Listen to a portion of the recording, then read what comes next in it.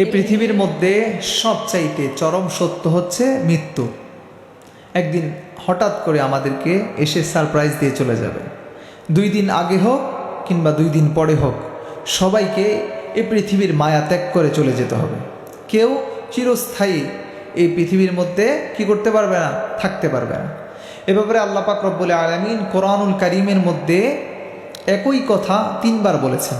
আল্লাহ সুবহানাহু ওয়া তাআলা বলছেন, ফাউযু বিল্লাহি মিনাশ শাইতানির রাজীম, বিসমিল্লাহির রহমানির রহিম, কুল্লু নাফসিন যায়িকাতুল মাউত।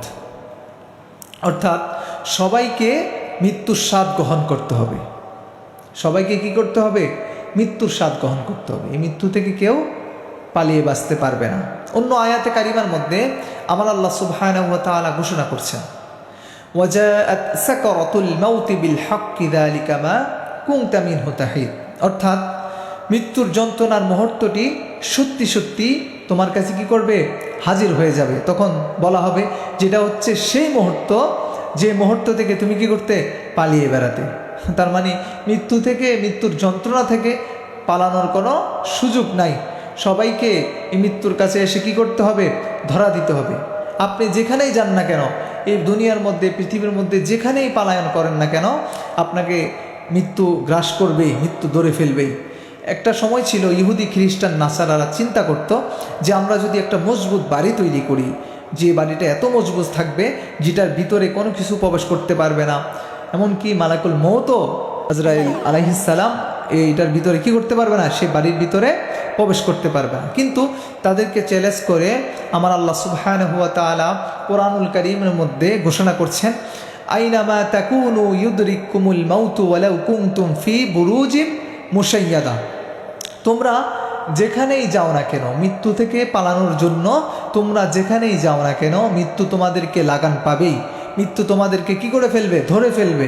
আর তুমি যদি মজবুত দুর্গের মধ্যেও থাকে না কেন, মজবুত বাড়ির মধ্যেও থাকো না কেন, সেখান থেকেও কি করবে?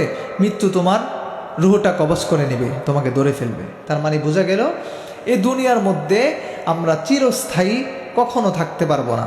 একদিন না একদিন আমাদেরকে মৃত্যুবরণ করতেই হবে। এই দুনিয়ার যত সম্পদ রয়েছে, গাড়ি বাড়ি, কোনো কিছুই আমাদের সাথে যাবে না। এই দুনিয়ার মায়া ত্যাগ করে আমাদেরকে সবাইকে চলে যেতে হবে।